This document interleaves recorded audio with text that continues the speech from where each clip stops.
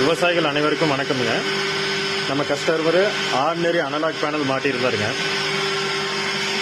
So எனக்கு dry run overload ஆப்ஷனோட high voltage low voltage ப்ரொடெக்ஷனோட எனக்கு ஸ்டார்டர் வேணும், அதை கன்வெர்ட் பண்ணி தர முடியுமான்னு கேட்டிருந்தாரு பழைய பேனலில். நம்ம கன்வெர்ஷன் பண்ணிக்கிறோங்க. இதனால் பார்த்துட்டிங்கன்னா நியூட்ரல் போட தேவையில்லைங்க. இந்த பேனல் பாக்ஸுக்கு நம்ம கண்ட்ரோலர் வாங்கி நம்ம ஃபிட் பண்ணிட்டோங்க. இதில் எக்ஸ்ட்ரா அந்த delay timer, single phase preventer அது எதுவுமே தேவைப்படாதுங்க.